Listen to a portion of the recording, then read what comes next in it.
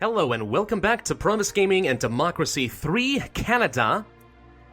Alright, so I'm going to be honest with you. Typically, whenever I'm about to start recording for Democracy 3, I have some sort of idea what I want to be doing for this particular year. Well, we've kind of hit the end of Year 8, we're starting Year 9, and usually these Democracy 3 series don't go this long. And I've kind of reached a wall where there's not really a lot for me to do, so I'm going to tweak around with a few things, maybe experiment with some things I usually wouldn't get to in this game. And we're going to see how that works out for us. In particular, last time, we messed with our school system by reducing public funding for state schools and instead starting the transition toward a school voucher system, which is going to do a lot to reduce socialism membership. Is this going to work out? I don't know. It's an interesting concept even in real life. I think I've actually... Oh, gosh dang, pollution is back again! Screw you, pollution! Frickin' thing always comes back. The bad penny. I'm telling you. Bad penny. I'll get back to my thought in a second. Retail merger. A large retail chain store has announced plans to buy out one of its main competitors. This merger needs government approval, but if it goes ahead, it will create one of the biggest companies in the country. Presumably, this is under anti-monopoly law. So, do we allow the merger? Because there's no good reason to prevent this merger. It's an increasingly global market. Our companies need to grow if they're to compete successfully, blah, blah, blah. Or, the whole idea of the free market is based on competition. Allowing these two firms to merge will reduce both competition and consumer choice and no doubt lead to redundancies. Small businesses and trade unionists urge us to block this merger. Well, I don't care what trade unionists have to say, but small businesses, I'm not sure which one's going to make the capitalists happy and which won't. Maybe this is self-employed and trade unionists versus capitalists. And the wealthy? I don't know. We're going to allow the merger. And we're going to see if that has an impact here. Yes, it made capitalists happy. Trade unionists presumably are not. But their membership is pretty much going down to the non-existent levels because we banned all trade unions. So, what about the self-employed, though? There you are. Yes, okay, so it is the self-employed that are upset by this one. So we just traded away basically some favoritism with the self-employed for the capitalists.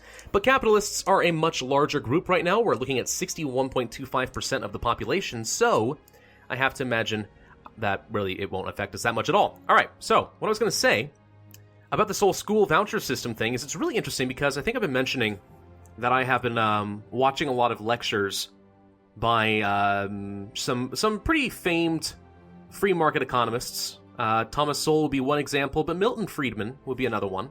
And this was actually something that he talked about a fair bit, as the idea of how a school voucher system would not only give people a better, more options and more control as far as their education program, but in fact would lead to better education and more competition within the state schools themselves, and so on. It's a fascinating idea. I'm curious how it's going to play out in this game. Now, I do believe I saw a comment from one of my viewers saying that in Canada, at least, there are private schools and state schools and such, but you pretty much can decide where you want to send your kids and where you want the government money to go, which sounds sort of similar to a voucher program to me. Maybe I'm misunderstanding what was said there. That's entirely possible. But I'm going to be paying very close attention to the, well, let's see, I don't care about private schools, but I do care about education levels. Well, this is actually a terrible way to practice this, because we're at maxed out education. No matter what I do, it's going to be maxed.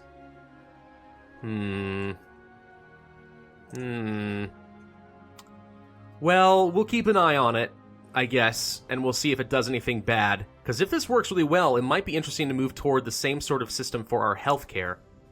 But we'll see. School prayers. What is this now?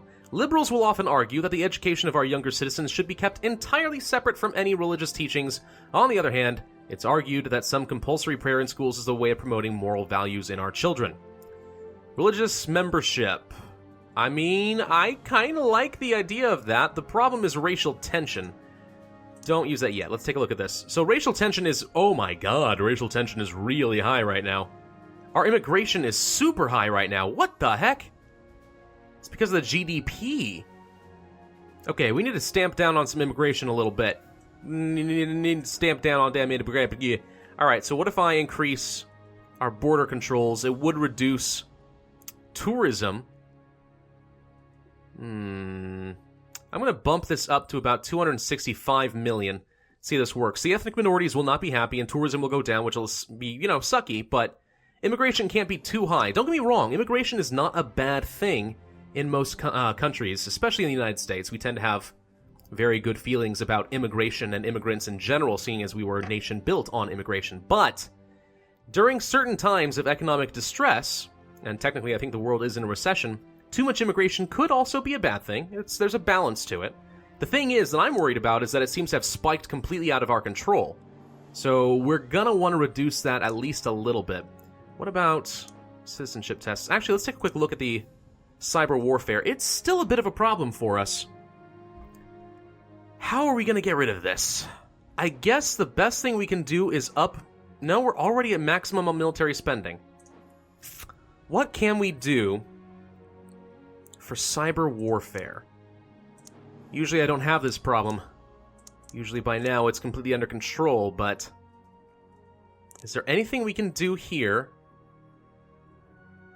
General media censorship? No. No. None of those sound like things that will affect cyber warfare. Probably the same thing in public services, transport. I don't know if we're going to be able to get rid of cyber warfare, interestingly enough. And that really is interesting because, again, usually I'm able to get rid of this pretty easily. The biggest problem is the complete lack of foreign relations. Foreign aid is still ticking up. It's happening.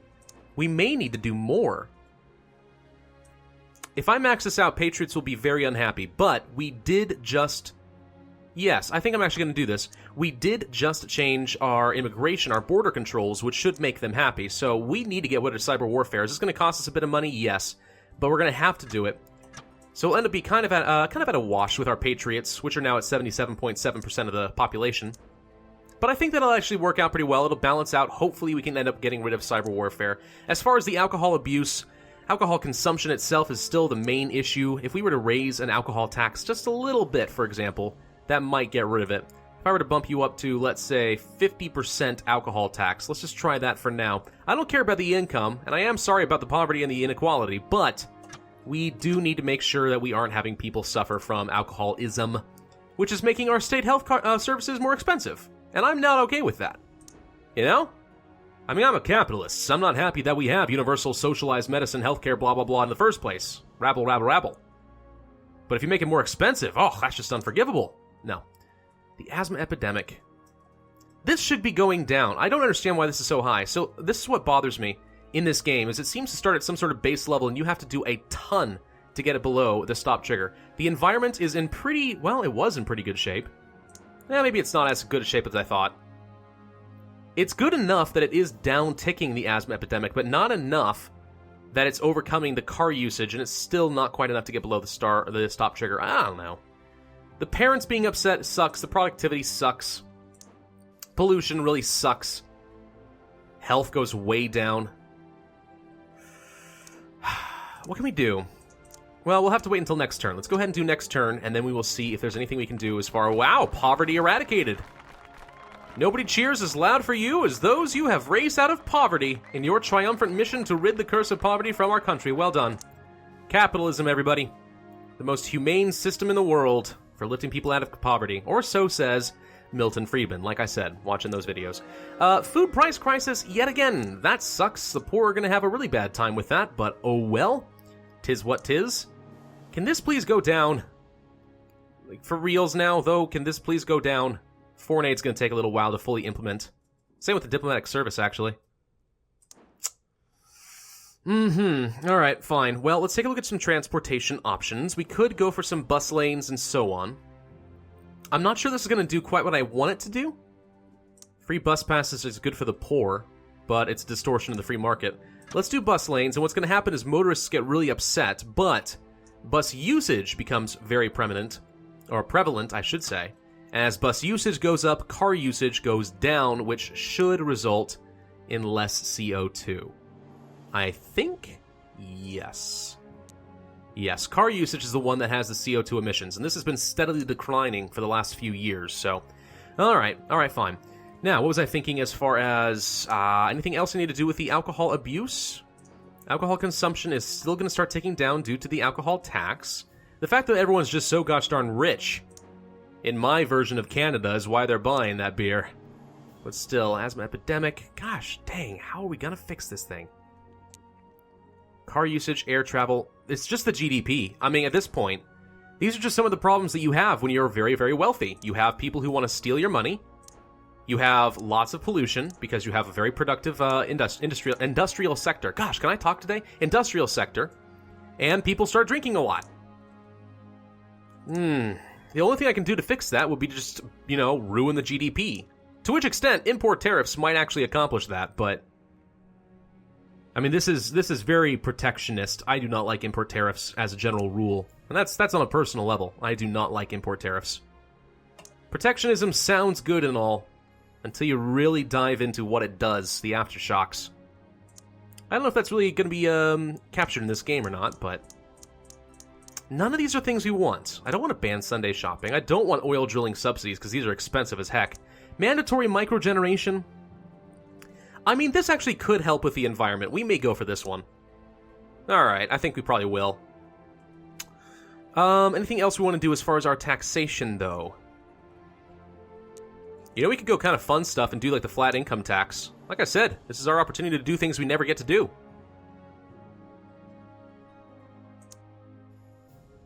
You know what? Healthcare vouchers. Let's give it a shot. We are going to increase the private healthcare market. It is a measure designed to encourage the growth of private healthcare whilst still enabling everyone to access it.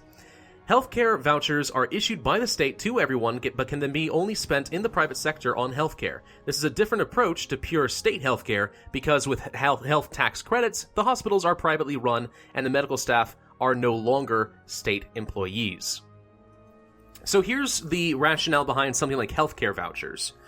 So the United States government, or I guess in this case the Canadian government, spends a certain amount of money on average per citizen per year. Yeah? I don't know what the number is. Let's just make it up and say 3,000 Canada dollars per citizen per year. Let's just make up that number.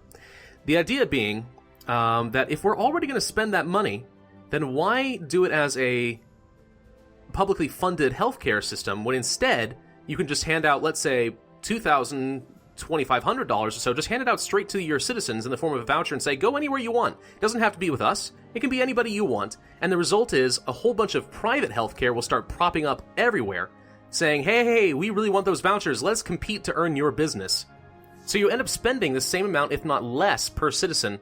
But because there's a lot of competition in the market and you encourage the generation of the private healthcare market, then costs overall for both the state and for the consumer will go down, and innovation will lead to new medical discoveries and technological breakthroughs. That's the idea behind it. Whether or not it works out that way, that's up to be debated.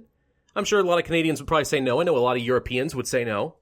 I know a lot of Americans would say no. Although a lot of Americans are eager to try it, so who knows. But not to be confused with something as simple as, like, mandatory health insurance, like we have in the United States now. That's a little different. That's a mandate as far as purchasing health insurance, but it doesn't actually do much as far as reducing the cost of healthcare. They said it would. And for some people, I guess it has, the poor, who you're subsidizing directly. That's why it's more effective for them. I can say from personal experience, my healthcare costs have not gone down. In fact, they have gone up quite a bit. Same for the rest of my family. We're not very happy about that, personally. But a lot of people are. And, there's a trade-off. You have to consider that.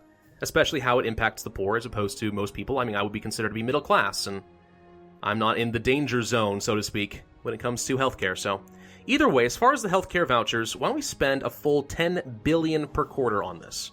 This is going to increase the private healthcare market a lot, 34.81%. Socialism membership goes down, which we always like. And even the quality goes up because this is going to give extra purchasing power to the poor.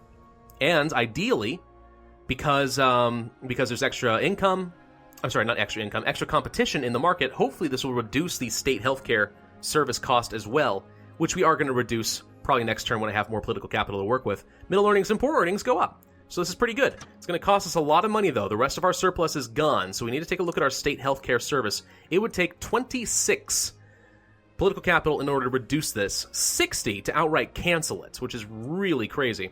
We're going to probably reduce this to, like, all major operations are covered by the government, but anything else should be covered by your state healthcare voucher system. So we're going to do that probably next turn. Let's jump straight into that, save up the points that we'll need. Budget Balancer. Using a combination of prudence and economic ability, you have managed to keep the country's finances in the black for 5 whole years. Congratulations. Sure. Our surplus is about to go away, but sure. Internet Tracking. The increasing capability of large corporations to use customer databases, blah, blah, blah. We've seen things like this. I think we're going to allow the tracking because, one, I think this will be good for capitalists. I think it's capitalist versus liberal, and I think capitalists will be happier with this. So yeah, we're going to go for the allowing the tracking. We have 100% of the vote right now, by the way, which is pretty good, I've been told. Pretty good. So, state healthcare services. We're going to reduce you down to all major operations are covered by the state government. Okay. So, socialism membership, again, will have to go down. The private healthcare market will be free to expand gloriously within Canada, and less people will be employed directly by the government. That doesn't mean that they're going to be unemployed. I mean, it says so in this, but realistically, that's not necessarily how it's going to work. They're going to go and get jobs in the private sector instead. Capitalists will be happier, poor will be less happy, blah, blah, blah. Oh no, it's the freaking bug again. All right, let's go ahead and accept this, and then I'm going to have to pause right here and come right back. All right, that seems to have solved the problem. Anyway, so did we get this properly? Yes, we did manage to get this to work. Okay, so state healthcare services are going to get a little bit cheaper for us, and we'll see if that does the job. As far as anything else, though, flags on every street corner would probably make patriots a little bit happier, so okay, fine. It's going to upset, the ethnic minorities, and racial tension will go up, but patriot membership goes way up. Foreign relations, it says has an effect, but it's pretty minuscule, so fine, whatever. We'll just make the patriots extremely happy. The majority of Canadians are extremely patriotic in my version of Canada, so the happier they are, the better for me. Moving on to the next turn. Actually, what turn is this? Cyber warfare did come to an end, but now we have freaking race riots. Holy crap. This is funny. Okay, so conservatives are very unhappy by this. Everyone's unhappy by this. This is terrible. This is one of the reasons I didn't want to have so much immigration issues. We're going to have to figure this out. Positive discrimination. There are calls for a law to expressly set quotas for the employment of ethnic and other minorities by large corporations and government institutions, i.e. affirmative action. This would put pressure on companies to give higher priority to some job candidates than others on the basis of their race, sex, or age. Do we pass the law? In economic terms, it makes no sense for people below or above a certain age to be rendered unemployable. Also, in human rights terms, this is much needed compensation for years of discrimination in the workplace against ethnic minorities, women, and the elderly and the disabled. Reject the law. This is a deeply flawed law. It makes no sense to fight discrimination by using discrimination. It creates two problems, that of the minority members who feel they may not be achieved the position they want on merit, and the resentment of the potential employee who was denied the job. I am actually very much in this category personally. I understand what they're trying to do with affirmative action, but in my own personal experience, it does have these two particular problems. People who feel like they're just kind of token employees because of a certain race or gender. And they don't feel like they deserve the job necessarily. They just got hired by those standards, which is just discriminatory in its sense, so, And then, of course, there is that resentment. I'm not sure I fall into that category, but it is certainly a thing. But mostly, I think what makes sense about this argument to me is the idea that it doesn't make sense to fight discrimination by using discrimination. What you're basically doing is saying, if you're going to have affirmative action, the reason we're doing it is because of, one, either reparations, there we go. Either reparations for assumed racism in the past, or you're assuming that people who are employers, presumably in the United States, who are white, are still inherently racist and biased, and therefore you have to counteract it. And it's like, but that's making a lot of assumptions just based on someone's race as well. I don't know. I don't think you fight discrimination by being more discriminatory, even in a positive sense. The definition of racism is not just giving somebody an unfair disadvantage because of their race, but also to give them preferential treatment because of their race. And that's exactly what this is. It is inherently racist, in my view, for affirmative action. Again, I know why they're doing it. I understand the premise of why we do it that way. I understand the history. And yet, I don't think in the long term, this is the way to deal with it. There has to be better ways. So I'm going to reject the law. Now, as far as, whoops, that's not what I wanted to see. Well, I guess I've lost that menu. I could probably find it, but whatever. All right. So we need to find a way, presumably, to deal with the race riots that are going on. CCTV cameras would reduce this. In fact, I'm going to go ahead and max this out. This is going to reduce this by how much? An extra 6.13%. Liberals would be unhappy, but I don't care about that. So let's go ahead and take the CCTV cameras. What else can impact this? Armed police already are. It's mostly just racial tension that's a problem. Citizenship tests are already maxed out.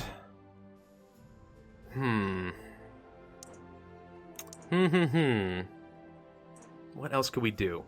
Foreign relations, education, school prayers, faith school subsidies are causing this problem? Mostly it's just the outrageous levels of immigration. But our GDP is so high, we can't get rid of it. There's got to be something else we can do. Hang on, I need to look through this.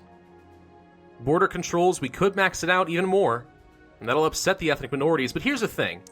Ethnic minorities' opinion of me is not what's causing the race riots. So here's what you can do. There are two ways to solve the race riot. We can either make ethnic minorities extremely happy, and as a result reducing racial tension, and therefore race riots will go away, or get rid of all the ethnic minorities entirely, by which I mean not necessarily just bundle up and get rid of them, but mostly just, like, don't let more into the country. Because again, you see the primary driver of racial tension is immigration itself. If we get rid of most of the immigration, then this should sort itself out, at least in theory. So I guess to that extent, I guess we might as well max out the border controls. Wasn't expecting to have to deal with this again, but I guess we are. Citizenship tests are already maxed out. Diplomatic service, military spending, nothing else here that'll really help. So, as far as this is international trade, immigration itself, wages, the GDP, look at that. Look at that. Oh boy. All right. What